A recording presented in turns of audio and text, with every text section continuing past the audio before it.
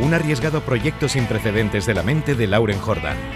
Unir distintas generaciones con un único fin: la fuerza grupal, la unión de diferentes sensibilidades y sentimientos por una pasión: el rock and roll.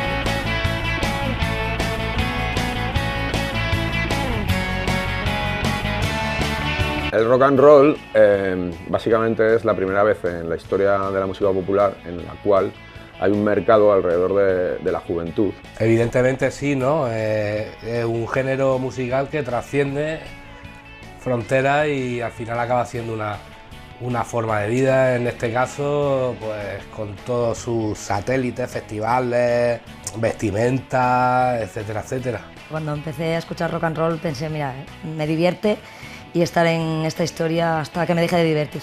Y tengo 49 y todavía no me ha dejado de divertir, o sea que forma parte de todo mi ocio y todo lo que escucho en casa. Es una forma de vida que la eliges tú y que bueno, también te condiciona muchas cosas, pero es una decisión propia. Yo creo que cada uno puede hablar únicamente desde la experiencia, pero creo que en mi caso es al final parte de la energía que te mueve en el día a día, parte de lo que eres, de lo que has sido siempre y de lo que te hace disfrutar, de lo que te levanta cada mañana, de lo que te da de comer, por lo que respiras y sobre todo por lo que disfrutas. Juventud, fiesta, rockabilly, chicas, diversión, es todo lo que realmente nos gusta, que realmente fue por lo que empezamos. Algo que tratas de transmitir a la gente que te rodea y que incluso a veces siento que me hace un poco especial. Bueno, el rock and roll siempre se ha dicho que es sexo, drogas y rock and roll, ¿no? Es una vivencia. Vivencia, amistad, sudor, cerveza. Para mí eso es rock and roll.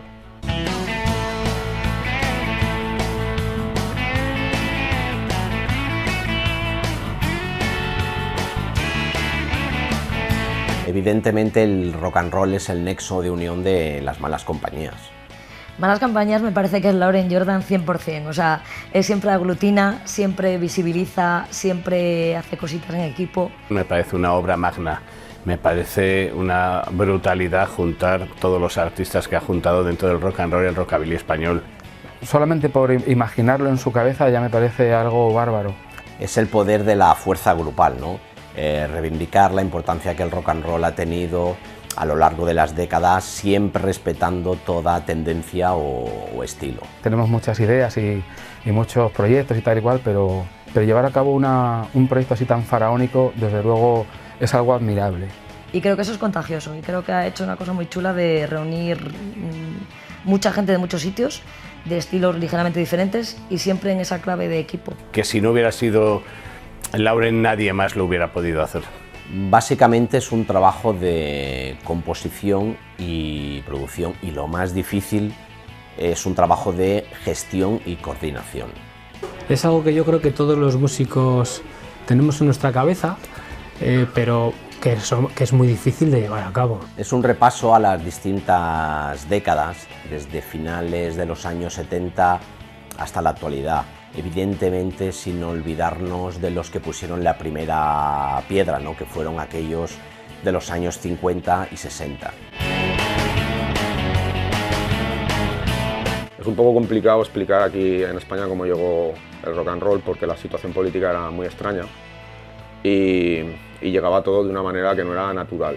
Es curioso porque había muchas bandas y solistas de rock and roll en ciudades que tenían base americana, y esto es fácilmente explicable porque lógicamente los yankees traían sus discos, circulaban, había radios locales y era más fácil escuchar en esas ciudades rock and roll, ¿no? Era más fácil escucharlo en la línea de la Concepción, que tenía cerca Gibraltar, o en Zaragoza, que había una base aérea, por ejemplo, que en mi ciudad, que era Bilbao, que igual era un poco más cosmopolita, pero donde el rock and roll no llegaba por efecto de la dictadura. Sobre todo los músicos eran casi todos chavales de clase acomodada, que eran los que tenían dinero para poder comprarse guitarras eléctricas o amplificadores.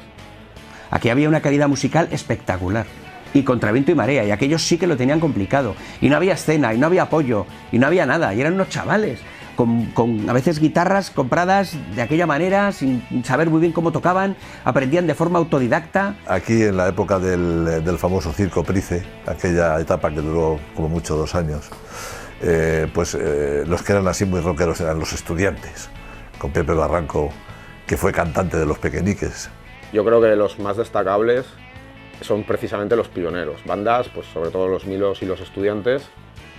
De los Milos salió Bruno Lomas, Los Ágaros, los Rocking Boys. Los Sonor, se habla de Los Relámpagos, se habla de Miguel Ríos. Quizá el primer grupo que hizo rock and roll en España, no se sabe muy bien si fueron los Estudiantes, el Dúo Dinámico, los Pájaros Locos, pero el primer cantante solitario fue Roque Can, antes que Miguel Ríos. Y ya posteriormente en Barcelona, los Sirex y los Mustang. Los Salvajes, por ejemplo, o sea, es que me parece una banda que todavía no ha sido superada, o sea, me parece espectacular. Los Lone Star, que hacían versiones de los Who y de los Stones y de los Beatles, aceleradas, rápidas, crudas, aquello era una auténtica maravilla.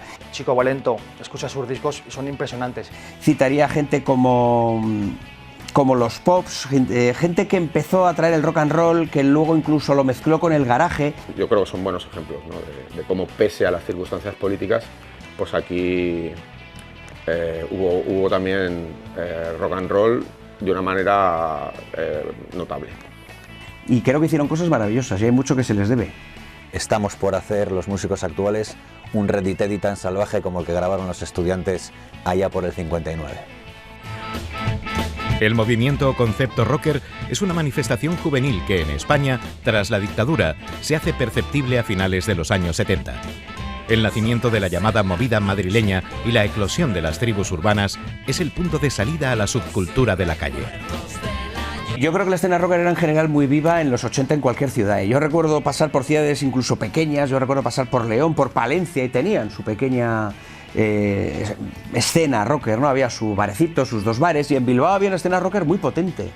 Lo nuestro era incipiente, no teníamos muchos medios para comprar ropa, la música era complicada, los conciertos eran más bien escasos, pero bueno, con lo que había, pues hacíamos lo que podíamos y nos divertíamos. Con la película Gris de aquellos años también, lo que hizo que el rock and roll y el rockabilly volvieran a estar tuvieran una buena presencia en la escena musical. Es verdad que en los 80, al contrario que un poco lo que ocurre con la juventud actual, que está muy uniformada, en aquellos años sí que había una tendencia a identificarse con un grupo, ¿no? A que te hicieras un grupo de amigos con los que compartías aficiones musicales, estéticas, salías, formaban tu día a día, ¿no? Era una forma de vivir, de ser, ¿no? El tema de la pandilla es algo que actualmente ha desaparecido. Con el tema de la explosión de los 80, después de la dictadura y tal, toda explosión musical que hubo, movida madrileña, etcétera, etcétera, tal cual, pues Zaragoza también tuvo su importancia.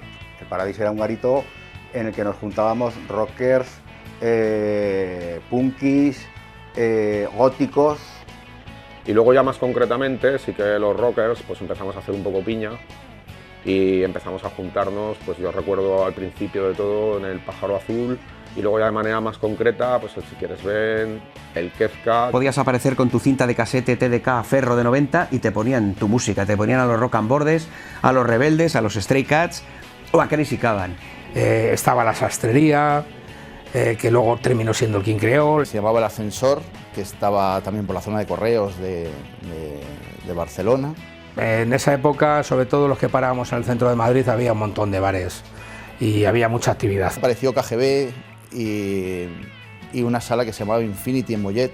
Yo creo que cualquier sitio era bueno, ¿no? Para juntarse con los amigos y hablar sobre todo y disfrutar del rock and roll. El mundo rockabilly vivía muy enfrentado con el resto de tribus, y si en Madrid, por ejemplo, los rockers se enfrentaban a mods, allí nos enfrentábamos a mods, a heavies, que era la tribu yo creo que mayoritaria, y luego efectivamente, ¿no? Estaba el mundo del rock radical vasco, lo que comúnmente conocíamos como la borroca, que era lo más abundante, claro, la tribu preponderante y más potente. Es curioso porque había unos bares como que eran neutros, ¿no? Yo recuerdo el Circuito Urbano o el Chinaski, donde ahí se podían juntar gente de todas las tribus urbanas, habían punkis, habían skinheads, habían heavies, habían rockers, y oye, había un respeto absoluto, pero cuando salías del bar, 100 metros para allá era o botellazo o correr. Podías escuchar buena música, había conciertos, a veces salía a relucir alguna navaja, había alguna bronca.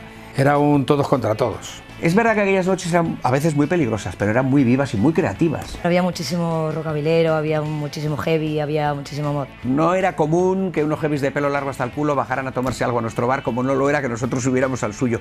Esto afortunadamente luego cambió y empezamos a encontrar puntos comunes, y resulta que heavies y rockers descubrimos que nos gustaba Josh Thorogood, Creedence, ZZ Top o los mismísimos AC/DC, que nunca han hecho heavy metal sino boogie boogie. Depende de la ciudad se llevan bien unos u otros. En Oviedo nos llevábamos muy bien con los mods y teníamos un sitio que se llamaba Caverna, que íbamos tanto rockers como mods porque compartíamos el rhythm and blues. Y allí caíamos todos en el Gahueco, ahí caía todo el rockerío. Recuerdo que ahí a veces había conciertos, ahí tocó por ejemplo Duncan Du cuando todavía eran un trío, hacían rockabilly, de hecho creo que todavía se llamaban hasta Aristogatos.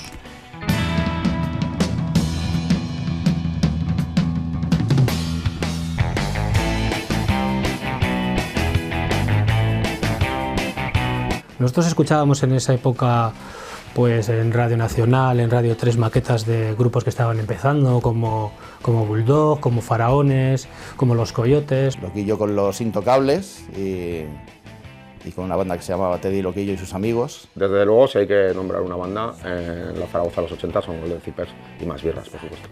Los Rebeldes, que es una institución en la Barcelona entonces. De Mallorca o de las Baleares, pues quizá el que más ha sonado siempre ha sido Juanito Perecha y Los Colgados, ¿no? En aquella época en Cantabria, en Santander en concreto, recuerdo con especial cariño que existían Los Dorados, era un trío de rockabilly que para nosotros eran nuestros Stray Cats, basaban su repertorio en versiones. Los Tornados, 56 hamburguesas... Pues hombre, míticas de Cartagena, pues Los Descapotables, por ejemplo. King Crueles, que luego fueron Rocambordes, Gatos Locos. En Lérida también estaban Los Inquietos. OK Corral fue una banda, apenas tuvo un disco y un par de EPs, poco más. Luego ya llegó General Lee, que fue un poco una de nuestras primeras bandas, Los Tupendos. En Almería Capital estaba Doctor Dog.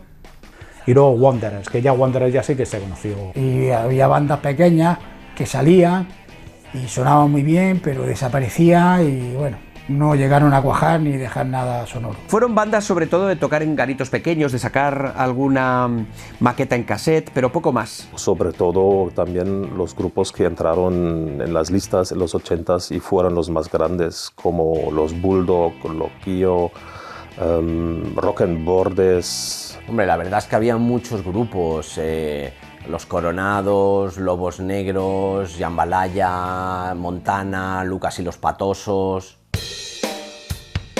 Formar un grupo de música era la quimera de cualquier adolescente. Los grandes medios radiaban y televisaban el éxito de las bandas emergentes del momento. La notoriedad, el dinero, la fama, era el sueño alcanzable de aquellos jóvenes. Yo tenía 13 años, yo era el pequeño del grupo. Bueno, si nos remontamos a los Elvis Boys, ahí teníamos 15 años y después ya cuando formamos Tennessee pues teníamos 18 años.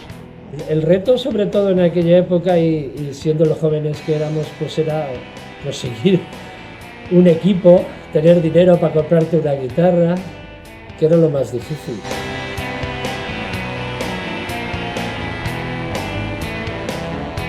Fue justo terminar yo el servicio militar, lo terminé en el año final del año 80, principio del 81, justo en enero.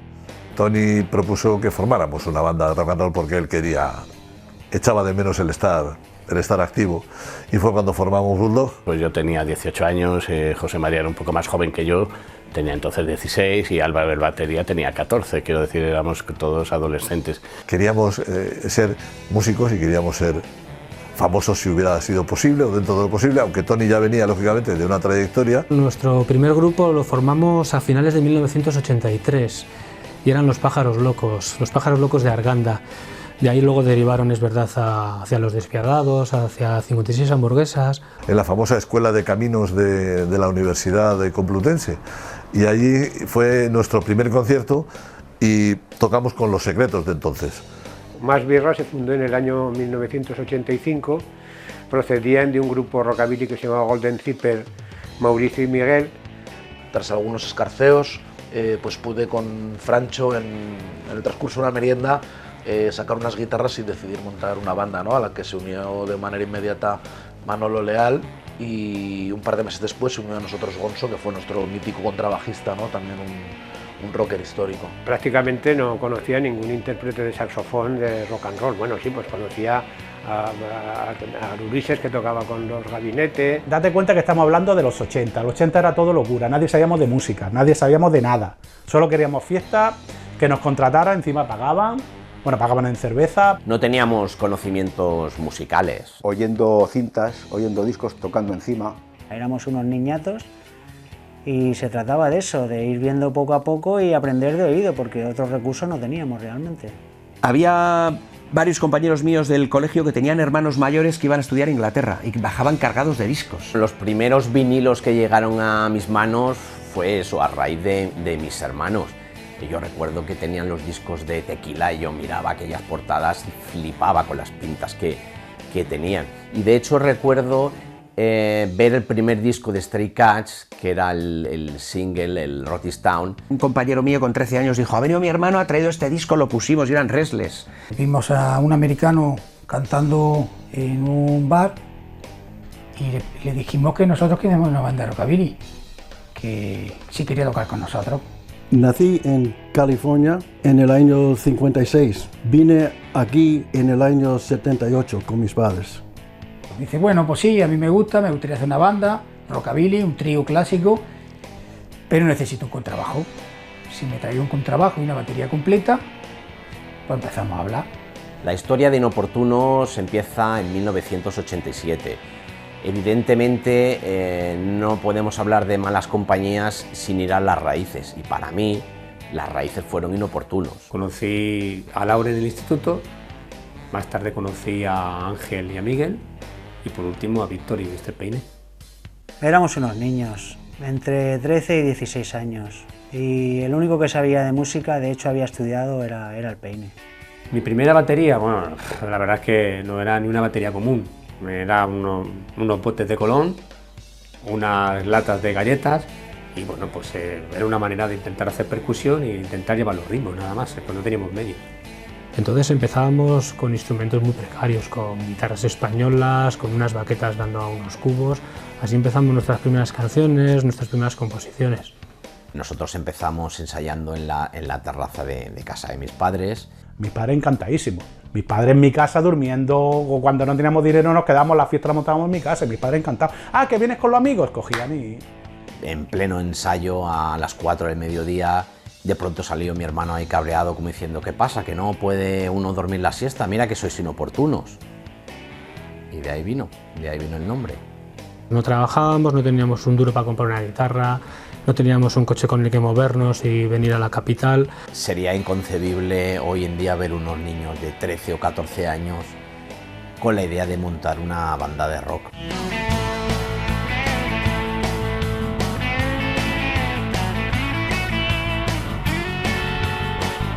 Luego empiezas a investigar un poco y ya vas mirando cosas que se hacen en el extranjero. Como puede ser Stray Cats, Robert Gordon, los Jets. Por supuesto nos gustaban los grandes clásicos, Chuck Berry, Little Richard, Elvis Presley. Johnny Barnett, que grabamos un par de temas y que más que rockabilly era una especie de folk. También escuchábamos pues, Crazy Caban, que era uno de los grupos ingleses que sigue siendo referencia en el movimiento Teddy Boy. Grupos famosos que casi todos vinieron de Inglaterra, porque ahí empezaba el movimiento del revival del rock and roll y también neo-rockabilly, psychobilly. Fue una referencia musical en grupos como, por ejemplo, Rock and Bordes, como el grupo que estaba yo hace unos años, que era Double Six, por ejemplo. Los Megatones en Madrid. Y luego ya indagas un poquito más de decir, oye, pues esto es una versión, o sea, este tema es propio de ellos, este otro no. Y el que no es propio, ¿y de quién es? Stray Cats marcaron un antes y un después. Fue una hostia que llevamos en el 80 importante. Solamente 3 instrumentos y 3 personas que eran bueno, pues capaces de transportarte donde ellos querían, ¿no? Stray Cats fue una auténtica revolución del rock and roll. Marcaron y crearon escuela.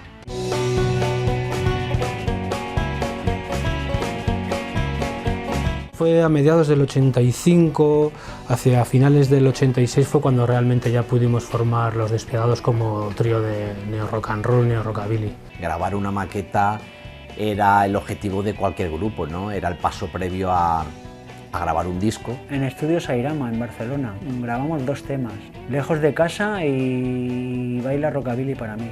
Era pues como el disco que no podías sacar y lo que podías presentar a programas de Radio 3, de Onda 2. Y era con lo que nos movíamos y llevábamos a todas las radios, televisiones o donde nos llamaran.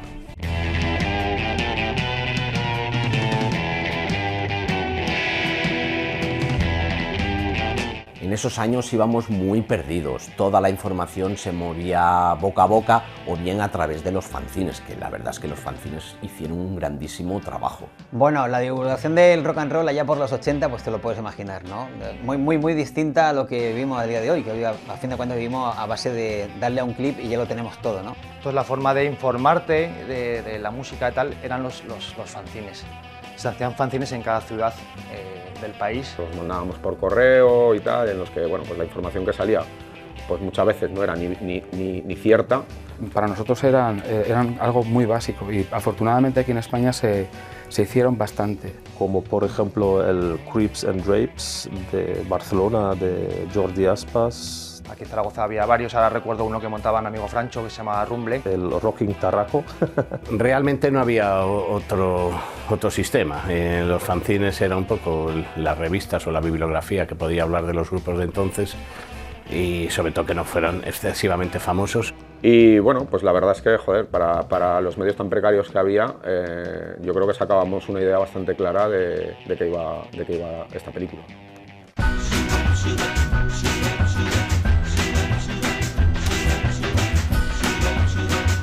Yo recuerdo que mis primeros discos los compraba en la sección de discos del Corte Inglés, que tenía una sección bastante guapa.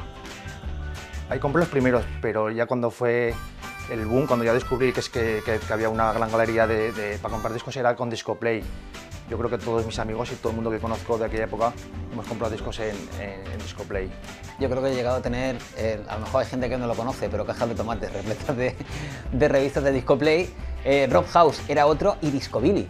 Recuerdo especialmente el catálogo de Discobilly, que lo llevaba Paco Latorre, y lo recuerdo perfectamente porque nosotros ya habíamos creado Slack Club y nos intercambiábamos discos. A fin de cuentas funcionábamos a base de trueque. Tú tenías, yo prestaba, el otro te dejaba. Slack Club se creó precisamente para eso, ¿no? Para que hubiera un flujo de información.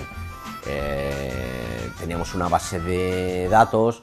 Entonces enviábamos un boletín que era medio fanzine, medio catálogo, ¿no? Y ahí pues hablábamos de los conciertos, hablábamos de las novedades, de los nuevos discos que salían. Tirando de catálogos de discos, de la Bear Family, por ejemplo, que eran unos libracos enormes con un montón de discos. Curiosamente, cada tribu urbana funcionaba igual. Tenían sus fanzines especializados, su flujo de maquetas, sus catálogos especializados. Todos nos movíamos exactamente igual.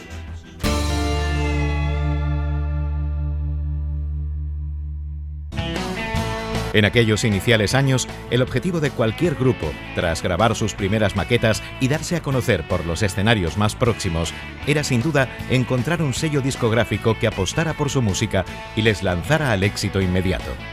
Las multinacionales estaban en su mayoría en la capital, aunque las discográficas independientes ya empezaban a trabajar también en otras ciudades como Valencia o Barcelona.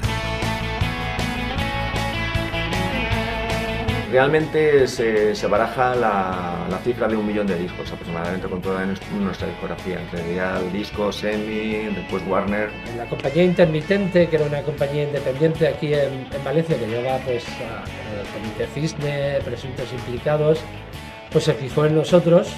La fama la verdad es que nunca nos ha superado porque lo más importante para nosotros era mantenernos, que es lo que hemos hecho siempre al final en el tiempo, ¿no? Y en el espacio. El primer sello con el que grabamos fue Interferencias, un sello de Zaragoza. En el caso de la Hispavox sacó un sello que pareciera independiente o que fuera pseudo independiente, y ahí fue cuando sacamos el primer disco, era el sello Flush Records. El mundo discográfico movía muchísimo dinero y el objetivo era ir a la caza del grupo. En la Hispavox estábamos mucha gente que en aquella época pues ya despuntaba, desde Nacha Pop, Los Secretos. Sobre todo a principios de los 80s, la gran explosión por bandas teniendo muy buenos contratos con sellos grandes como EMI, Sony y entrando en las listas en toda Europa. Aquí había como un conglomerado, ¿no? de estilos.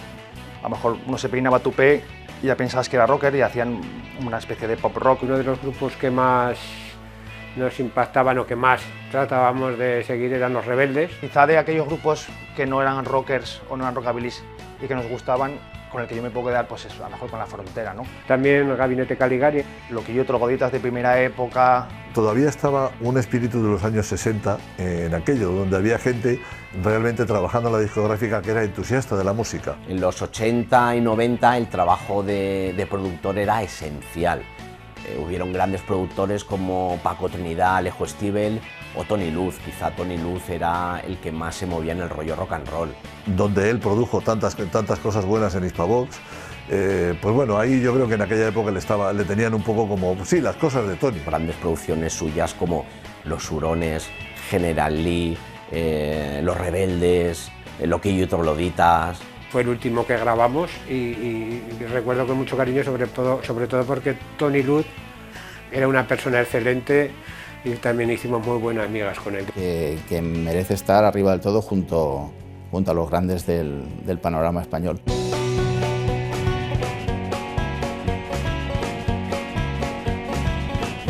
El primer disco de Inoportunos la verdad es que tuvo muy buena acogida. Quizá en ese momento no éramos muy conscientes, pero años después pudimos comprobar la repercusión que llegó a tener. Iban de la mano, iban en la ola, por ejemplo, de Rebelde, Gatos Locos. Para mí el mejor disco de Inoportunos es el primero. Es el más sencillo, el más básico, quizás el que suena más a maqueta. Aunque el cambio lo darían en su segundo álbum, en Twister, con el primero ya se notaba que ellos llegaban para quedarse, pero para quedarse haciendo otro tipo de rock and roll. ¿Y qué me dices de Seat 1500, Camino de Wyoming? Esa también es una canción importante. Hablar de Inoportunos era hablar del Seat 1500, con todas aquellas connotaciones españolas, con el Cadillac y aquellas similitudes, una canción conocida por todo el mundo. Y es quizás la canción que más se acuerda a la gente cuando hablamos de aquel primer disco de Inoportunos, ¿no? Ese Seat 1500 que iba camino de Wyoming. Camino de Wyoming, no es un Cadillac, pero más me cojones. Sea 1500, camino de Wyoming, no es un Cadillac, pero más me cojones.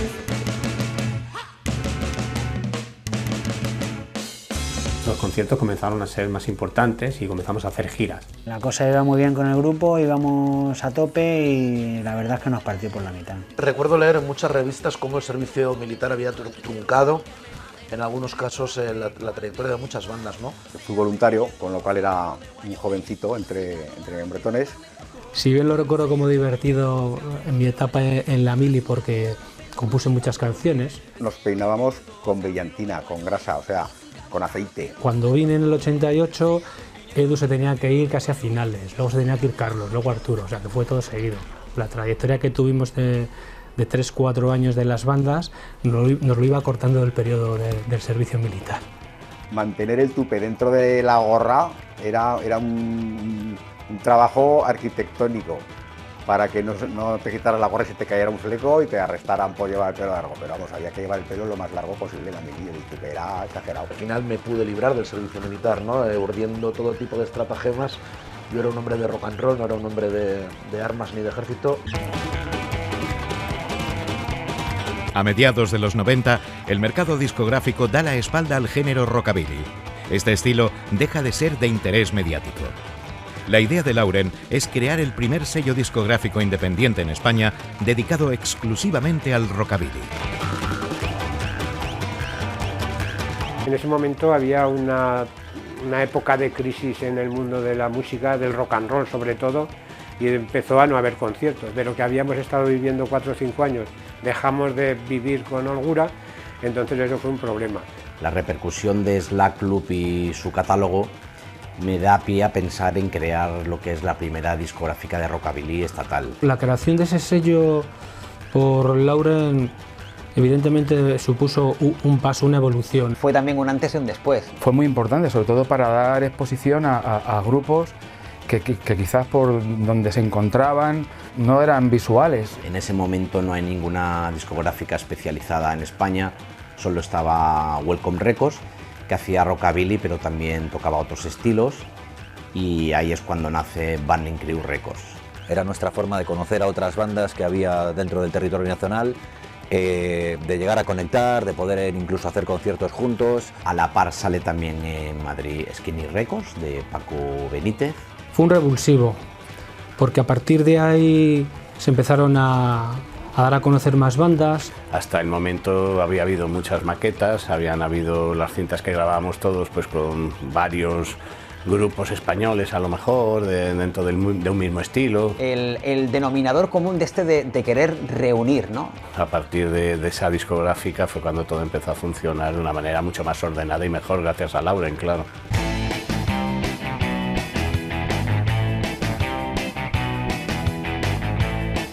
El tener en tus manos un CD recopilatorio de historia del rock and roll, rockabilly nacional, y aparecer ahí es como un premio, ¿no? Es decir, se reconoce el trabajo que has estado haciendo.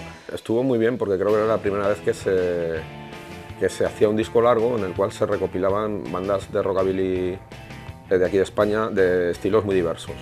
La verdad es que supuso mucho porque incluimos el tema otra vez y nos dio a conocer por toda España y por todos los lados un tema de nuestro primer disco que si no hubiera pasado francamente desapercibido. Lauren dio un paso de gigantes sacando esa compañía y editando en CD porque dio oportunidad a muchos grupos que grabaron 1 o 2 canciones para esa recopilación y a partir de ahí pudieron grabar sus propios álbumes. Un primer paso hacia lo que después pues, se ha ido constituyendo un poco como una escena muy particular y bastante potente en Europa, de casas de discos, bandas, etcétera, que están centradas en el rock and roll y en sus distintos estilos. Ese disco quizás fue el detonante un poco de todo aquello.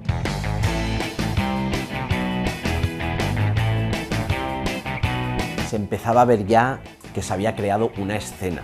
Habían discográficas del estilo, catálogos especializados, festivales. Yo recuerdo perfectamente ir a los festivales de Balaguer, al Rock in Pilar en Zaragoza. ¿Y quiénes estaban? Los Dinamos, las bandas locales. Gracias a este Alfonso Cito que se fijó en nosotros, nos dio la oportunidad de tocar en Balaguer. Me acuerdo que estaban los Dinamos, sonaban de lujo. Y de repente tienes un escenario tienes ahí detrás a 1000 y pico, 2000 personas, hostias. Nos estábamos acostumbrando a un festival tan espectacular.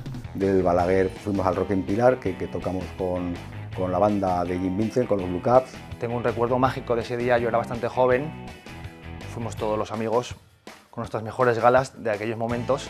El 12 de octubre de 1991, el día que precisamente se cumplían 20 años de la muerte del grandísimo Jim Vincent, con los Dinamos tuvimos la suerte de tocar junto a su banda, junto a los Blue Caps. ¿Qué mantuvo la llama viva de los conciertos, de los festivales? Las bandas de aquí. Tuvimos nuestro primer concierto y de ahí nos fichó un amigo para un concierto de Rock in Pilar en el 93, de tenernos de Anis Martin, que es, después de Wanda Jackson, es otra de nuestras divas. Y fue genial, o sea que entré por la puerta grande. El Festival de la Mojonera fue un festivalazo en todos los sentidos. Recuerdo haber tocado ahí y bueno, era otro nivel. Todo muy bien organizado, una carpa donde cabían miles de personas, muy buen sonido. Fue un festival donde para colmo coincidieron las bandas que tú seguías, ¿no? En mi caso las que yo seguía desde muy pequeño. Muy bien ese evento, con los Despiadados, Dr. Doc, Gatos Locos. Entonces si a eso le sumas que se hace muy cerquita de tu tierra, no puedes pedir más.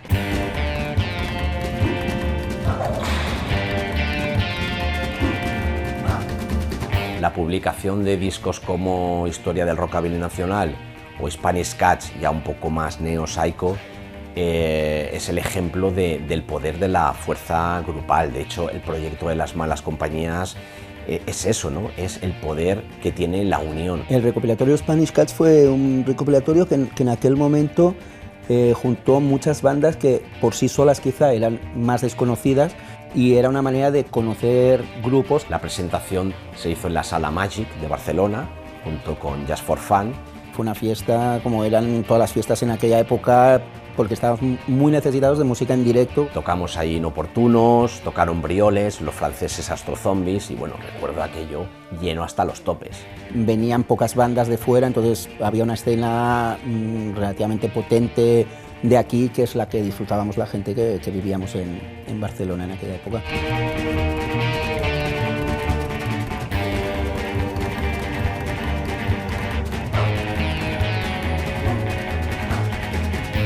Siempre teníamos esa sensación de que no acabábamos de encajar en ningún sitio.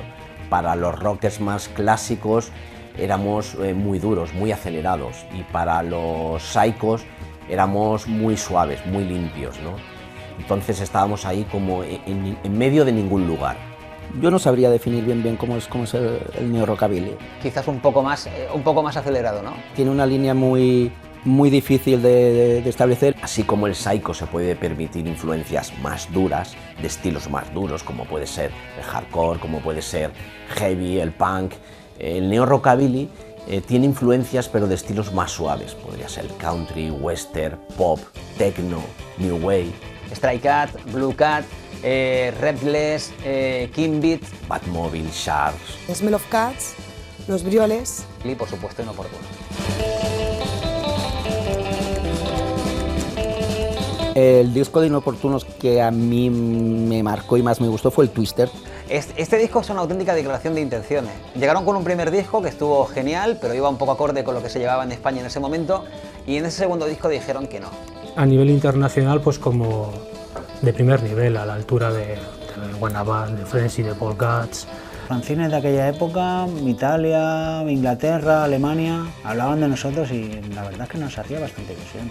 Con unas composiciones muy variadas, con una producción, ahí Lauren ya empezó también a producir sus discos con una calidad increíble. Curiosamente, años después, una banda como Nu Niles hicieron algo similar.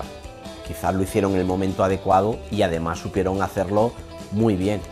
Pero cuando nosotros estábamos en esa línea, nadie acababa de entender lo que pretendíamos hacer. Para mí fue un descubrimiento y desde entonces he seguido su trayectoria.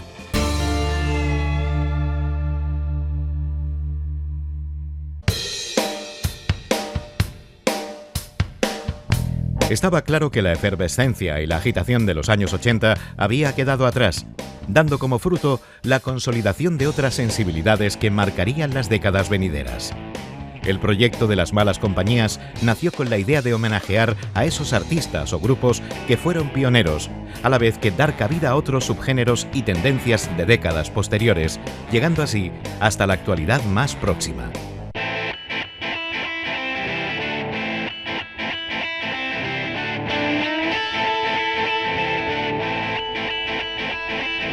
Golfos y canallas saben que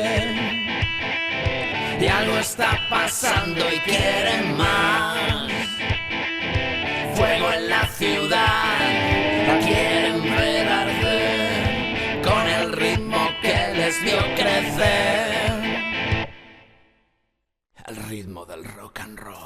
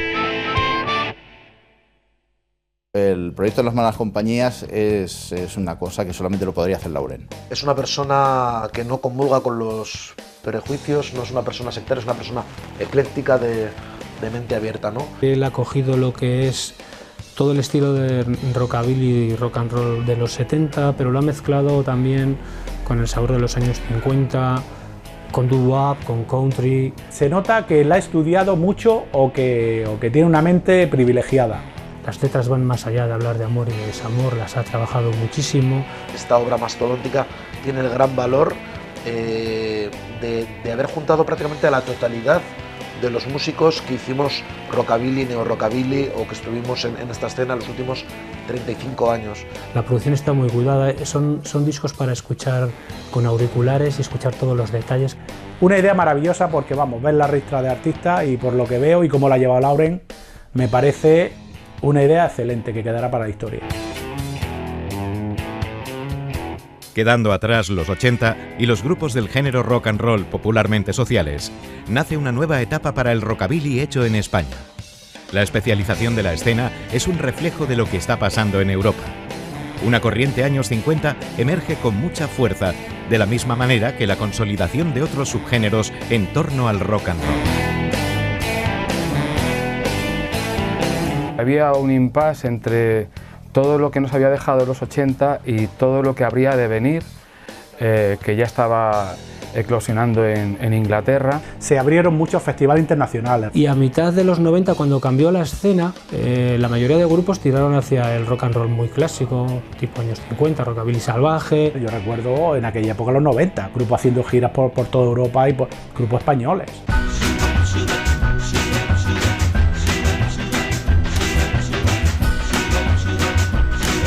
Otra peculiaridad de los 90 es la eclosión del doo-wop en España.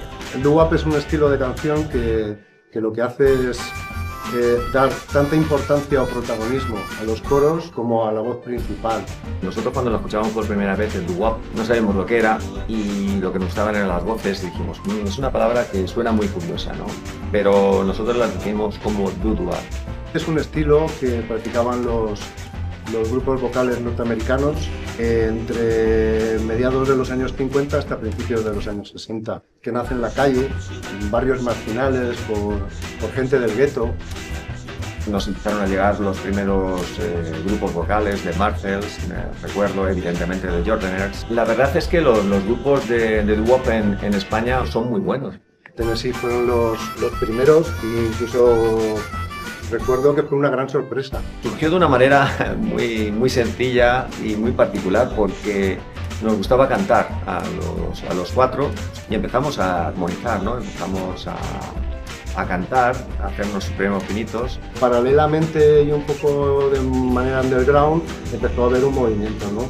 Hay que destacar en aquellos primeros 90 a Maniels en Madrid, los Chafrans de Castellón y un poco posteriormente a Aesthetic. Velvet Candid, evidentemente, de Mario Kings, The Dreamers, que es una pena que se separaran, de Prince, evidentemente también, que también tuve el privilegio de grabar el primer disco de ellos y de mezclarlo. Hay bastante testimonio de prácticamente todos los grupos que hemos tenido en este país.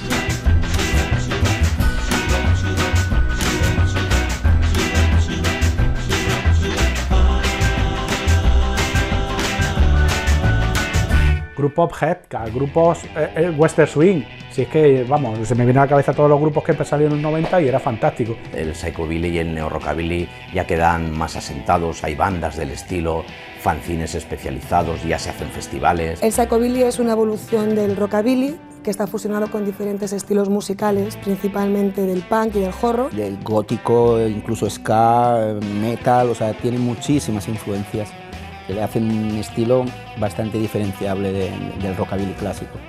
Nace en los 80, es un movimiento de Gran Bretaña y se extiende por toda Europa entre los 80 y los 90. Cramps, de Meteors, Clemente Targot, Wannabags, Frenzy, Crewmen, Torment. Los Coyotes, que fueron los que empezaron con la movida psycho, se puede decir aquí en España, Lobos Negros, Broncats, Terraters, también están 13 Bad, Rubén de Schoolboys de Madrid.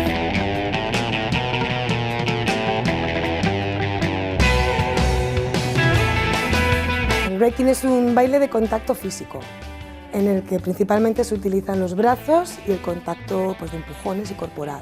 Por respeto y seguridad pues, no se utilizan ni anillos ni relojes. Lo ves desde fuera y puede parecer muy agresivo y no lo es. Realmente es un baile muy divertido y si alguien se cae, tú ves como todo el mundo lo levanta para arriba. Sin duda alguna el Psycho Meeting es el festival de referencia, no solo a nivel nacional, sino a nivel europeo e incluso mundial. La meca del Psycho. Viene gente de todas partes del mundo, o sea, desde Brasil, Japón, Australia, California. Nosotros tuvimos la suerte de tocar en el tercer Psycho Meeting. Vinieron Scumrats, que era una banda de fuera, y inoportunos hicieron un bolazo. Han pasado ya varias décadas y ahí sigue el festival. En 1996, Gatos Locos e Inoportunos tocarían juntos en Tarragona. Aquel concierto supuso un antes y un después para la carrera de Lauren. Fernando Lavado, cantante y líder de Gatos Locos, le ofrece a este unirse a la banda y junto a Manolo Germán refundan el grupo, volviendo así al sonido primigenio. Llevaban todavía consigo la estela del éxito, un disco de oro y la repercusión de estar en los primeros puestos de las listas. Sus fans y seguidores ven con muy buenos ojos el nuevo giro de la banda. Gatos Locos empezó de una manera, cambió a otra y Lauren le volvió a traer a los inicios. Cierto es que ellos alcanzaron un éxito masivo, cambiaron su estilo. Y lo que me gusta es que vuelven a recuperar ese espíritu de rockabilly de los primeros discos de Gatos Locos. Con un sonido más de raíz, más acústico, la inclusión nuevamente del contrabajo, todas aquellas canciones del principio. Es más joven, aporta savia nueva al proyecto. Y el propio público dijimos, joder, este es otra vez nuestro referente. Y más allá del sonido en directo, le aportó el disco mágico y la canción mágico, que al final es una señal de identidad de Gatos Locos. La palabra lo dice, fue magia. Fue recordar el primer disco del año 85, Prende una vela por mí. Un disco que produce Lauren Jordán. Esa connivencia entre el rock and roll y el rockabilly más clásico, con esa parte de orfebrería y melodías pop, ¿no? Fue un disco muy variado, con letras muy buenas. Cuando escuchamos a Buddy Holly o a muchos artistas de ese estilo, también vemos que realmente hay una orfebrería pop. Consiguió tener ese sonido rocker ochentero, pero con ese toque neo-rockabilly que le hacía falta a Fernando para volver a triunfar y ponerse en los escenarios. Empiezan a funcionar otra vez de manera muy seguida y muy bien en cuanto a gira se refiere. Era una locura, estábamos haciendo 100 y pico conciertos al año, es una barbaridad. Empiezan de nuevo a aparecer en programas de televisión. A día de hoy lo tenemos mucho más fácil con las redes, pero antes que o estaba en radio, o estaba en televisión o no hacían nada, ¿no?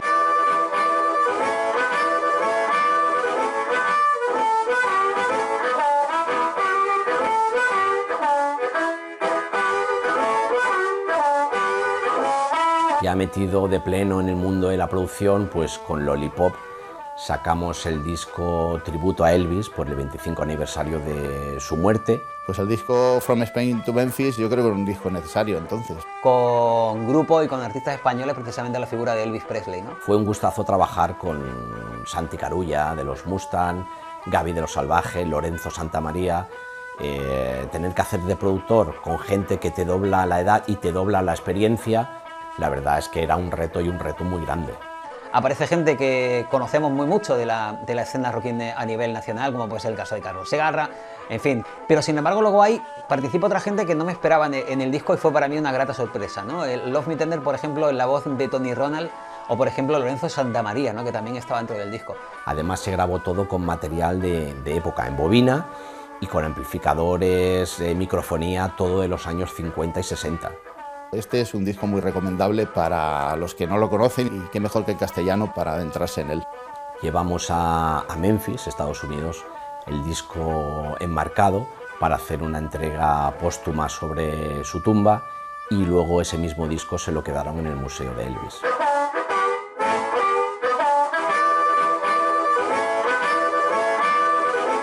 El mundo del sonido y de la producción quizá es lo que más me guste, es donde yo más cómodo me veo. He tenido la suerte y el privilegio de trabajar en algunos de sus proyectos. Da el 100% en todas las facetas y en todo lo que hace. Pero además de tener las cosas muy claras, te deja libertad de trabajo. Trabajar con Lauren en la producción de clásicas españolas para nosotros fue ver un poco la luz. Se nota que lo hace con cariño y con pasión y eso se agradece, ¿no? El hecho de que él nos guiara, nos acompasara, nos llevase un poco de la mano, conociese los sonidos que nosotros queríamos hacer. Pide poco, te da mucha libertad para hacerlo. Fue para nosotros una gran fuente de inspiración, una riqueza musical. Cuando las cosas se aportan con el corazón, salen bien. Tiene unos modos y unas maneras que enseguida conectas. No para de darle vueltas a la cabeza en el mundo musical. Creo que es una figura imprescindible en lo que la escena nacional se refiere.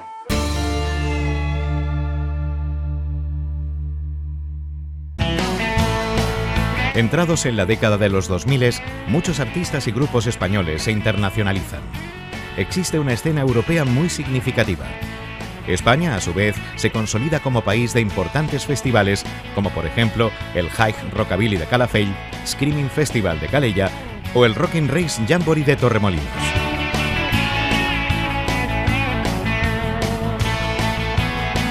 El Big Bang me parece un proyecto bastante amplio de miras, ¿no? El mejor festival que hay en Canarias y una apuesta arriesgada por este tipo de música y cultura. Es un festival que al final lo que hace es transmitir la cultura del rock and roll a mucha más gente que no suelen ir a ese tipo de festivales.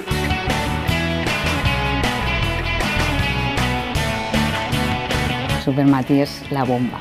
Es como continuar viviendo esa época tan chula como fueron los 90. Es uno de los mejores festivales. Estar en la Super Mati es como estar en casa. Una fecha que esperamos todos que llegue para celebrarla y para vivirla. Es un festival muy ecléctico, donde hay cabida para todo el mundo y la verdad es que allí te lo pasas de miedo.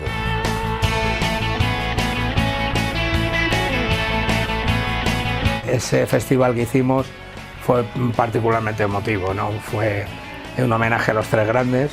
Rememorar la figura de Mauricio Aznar, de Rockin' Pauli, de Tony Luz. Que lo más bonito no fue solo homenajearlo, sino que juntamos a un montón de gente y amigos. Yo creo que fue uno de los eventos más emotivos que se han hecho en la historia del rock and roll en España, ¿no?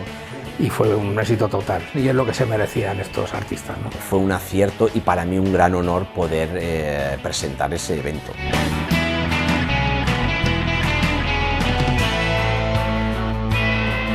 Este tipo de festivales es un buen escaparate para promocionar sobre todo a nuestras bandas. Es una cosa que no entiendo, que muchos festivales hechos aquí, por gente de aquí, no haya más presencia de bandas españolas. Y además para la gente que viene de fuera de otros países también es interesante, porque son grupos que no ven en otros sitios. No, es que el festival lo hacemos porque viene mucha gente de Inglaterra y de Alemania. ¿Y qué pasa? ¿Que no les va a gustar un rock and roll hecho en castellano? El movimiento de rock and roll no tiene fronteras. Parece que tienen que venir cosas de fuera para que disfrutes con ellas, cuando realmente lo que tenemos aquí es lo mismo o inclusive hasta mejor. Lo de nadie es profeta en su tierra siempre ha sido un poco verdad, ¿no? Y cuando viajas fuera de España te das cuenta lo que tienes. Esto no pasa en Francia, esto no pasa en Inglaterra, esto no pasa en Italia. Es curioso cómo a veces tienes más reconocimiento fuera en el extranjero que en tu propia casa. Tenían que salir fuera e ir a sellos como Nervous o Fury o sellos alemanes. Pues que a un grupo como Inoportunos nos publiquen un disco en Japón, pues es una enorme satisfacción, pero a la vez una pena porque las discográficas de aquí no lo han hecho. Y hay madera, hay madera. Quizás deberíamos de mirarnos un poco más el ombligo, creo, porque se hacen cosas muy buenas aquí en España y no le damos quizás la importancia que debieran, ¿no? A las bandas que cantábamos en los 80 en castellano muchas veces se nos ponía una especie de etiqueta. El cantar en castellano, cuando muchos grupos ya estaban cantando en inglés, para nosotros supuso empezar a vender discos en México, en Brasil, en Argentina. La verdad es que son muchas bandas las que sí se conocen aquí, por lo menos en el centro del país. Lo disfrutamos mucho, sobre todo por el feedback de que hubo grupos allí que hicieron versiones nuestras. Las bandas más pronunciadas en México serían Los Rebeldes de Carlos Segarra, Los No Niles, obviamente Los Inoportunos. Para mí 56 Hamburguesas, Broken Borders, Cat Club. Hombre, evidentemente, ¿no? Cantar en el idioma propio, en mi caso no soy un hablante nativo de inglés. Lo que es importante es que cada uno sienta libertad para hacer lo que estime oportuno en cada momento, ¿no? Para mí fue muy importante expresarme en mi idioma natal. Siento predilección para componer mis obras en mi idioma materno, ¿no? El idioma es cultura. Da igual que cantes en español, en inglés, en catalán, en euskera o en alemán. Lo que importa realmente es el medio transmisor. Y en este caso, el medio transmisor es el rock and roll. En 2002, Gatos Locos vuelven a publicar un nuevo trabajo. Llevaría por título Al calor de las cuerdas, editado por Discos Lollipop y diseñado por Tony Luz. Este disco marcaría el final de una etapa, donde solo quedan como miembros fijos del grupo Fernando y Lauren. Tan solo 2 años después, Inoportunos deciden dejar los escenarios y despedirse de sus seguidores con el recopilatorio El lado más salvaje del rock and roll.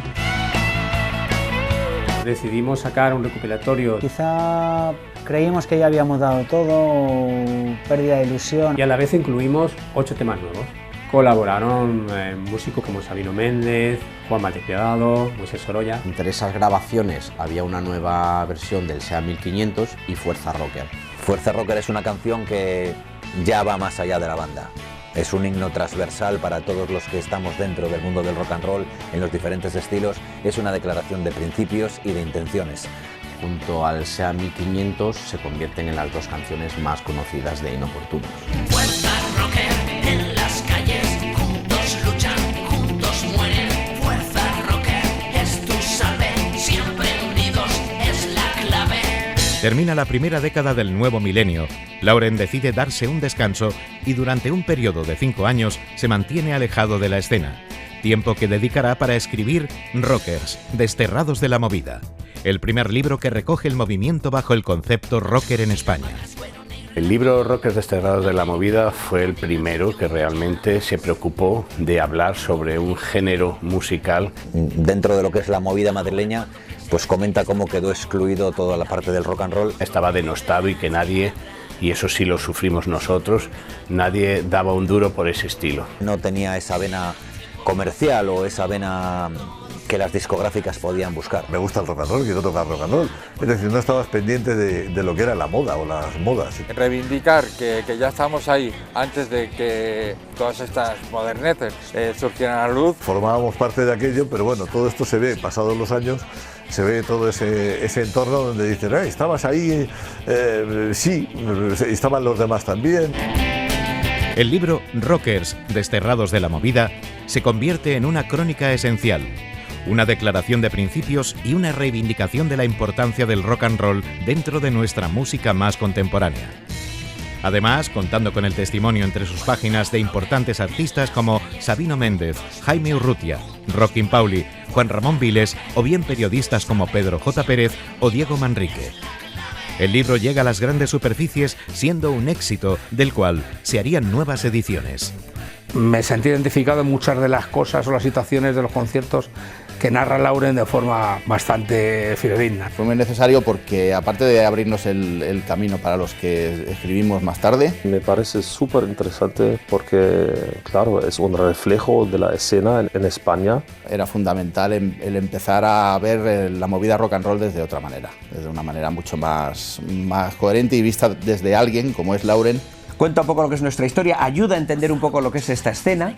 De lo que fueron las pandillas. Está bien que haya documentación porque son muchos años de haber una escena de rockabilly en España. Muchos puntos sobre muchas ideas que hacía falta poner. Y me parece que es un libro necesario, un libro que aporta mucho. Que todo el mundo debería leer.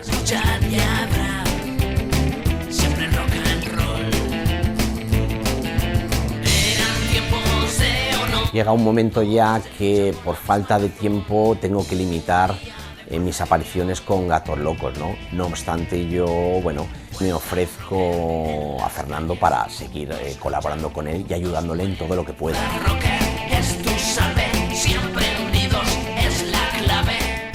Hago apariciones puntuales con el grupo, hacemos una gira para celebrar el 25 aniversario por Galicia, tocamos en la ciudad condal para Diablos MC, en Luz de Gas y rematamos el 25 aniversario con una actuación en la sala mítica KGB.